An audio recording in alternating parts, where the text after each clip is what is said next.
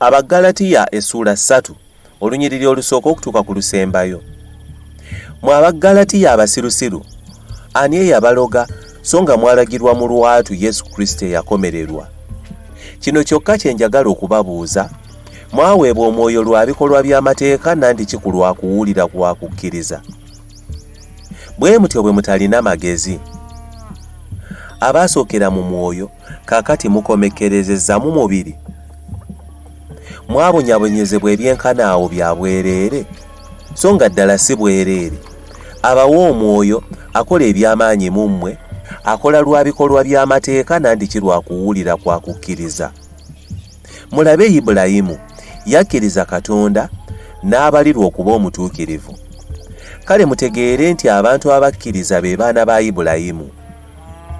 N'ekyawandiikibwa kyalaba edda nti Katonda aliwa ab'amawanga obutuukirivu lwa kukkiriza. Enjiri n'esooka okubuulirwa Ibulayimu nti Mungu amawanga gonna mwe galiweebwa omukisa.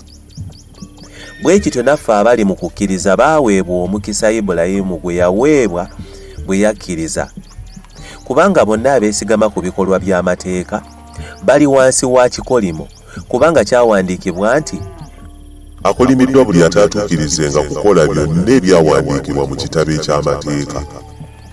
Era kaakano kimanyiddwa nti tewali Katonda gwawa obutuukirivu olw'okukuuma amateeka, kubanga oyo ali mu kukkiriza ye mutuukirivu, y'aliba omulamu. Naye amateeka go tegeesigama ku kukkiriza, naye nti omuntu agakola anaabeeranga mulamu mu go. Kristo yatununula okuva mu kikolimo ky'amateeka bwe yafuuka ekikolimo ku lwaffe, kubanga kyawandiikibwa nti akolimiddwa buli muntu awanikiddwa ku muti. Kale kaakano mu Kristo Yesu omukisa gwa Ibulayimu gutuuka eri ab'amawanga, tulyoke tuweebwe ekyasuubizibwa eky'omwoyo olw'okukkiriza. Abooluganda, njogera mu buntu, endagaano newankubadde nga ya muntu bw'emala okukakasibwa, tewali agiggyawo newankubadde agyongerako. Kaakano ebyo ebyasuubizibwa byagambibwa Ibulayimu n'omwana we, naye tekyogera nti n'eri abaana be nga bangi, naye eri omu nga ye mwana we, oyo ye Kristo. Kino kye ntegeeza, amateeka agajja nga wayiseewo emyaka 403 tegajjaawo ndagaano Katonda gye yali amaze okukakasa okusobola okudibya ekyasuubizibwa. Kale obanga obusika buva mu mateeka, buba tebukyali bwa kisuubizo, naye Katonda yabuwa Ibulayimu olw'okusuubiza. Kale lwaki amateeka gaateekebwawo? Gassibwawo lwa kwonoona, okutuusa ng'omwana gwe baasuubiza ekisuubiza azze, era gaalagirwa abamalayika okuyita mu mutabaganya. Naye omutabaganya kitegeeza kusukka kw'omu, naye Katonda ali omu. Kale olwo amateeka gakontana n'ebisuubizo bya Katonda? Si bwe kiri. Kuba singa amateeka gaaweebwa nga ge gayinza okuleeta obulamu, ddala obutuukirivu bwandibadde mu mateeka. Naye ebyawandiikibwa biteeka ebintu byonna ku kibi, olwo ekyasuubizibwa olw'okukkiriza Kristo Yesu kiryoke kiweebwa abo abakkiriza.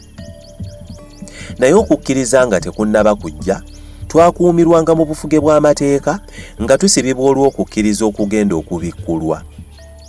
Bwe kiti amateeka gaatukuuma okutuusa Kristo bwe yajja, tulyoke tuweebwa obutuukirivu olw'okukkiriza. Naye kaakano ng'okukkiriza nga kumaze okujja, tetukyali wansi wa mukuumi. Kubanga mu Kristo Yesu mmwe mwenna muli baana ba Katonda olw'okukkiriza. Kubanga mwenna abaabatizibwa okuyingira mu Kristo, mwayambala Kristo. Tewali Muyudaaya newankubadde Omuyonaani, tewali muddu newankubadde ow'eddembe, tewali musajja na mukazi, kubanga mmwe mwenna muli omu mu Kristo Yesu. Era mmwe bwe muli aba Kristo, kale muli zzadde lya Ibulayimu, era muli basika ng'okusuubiza bwe kuli.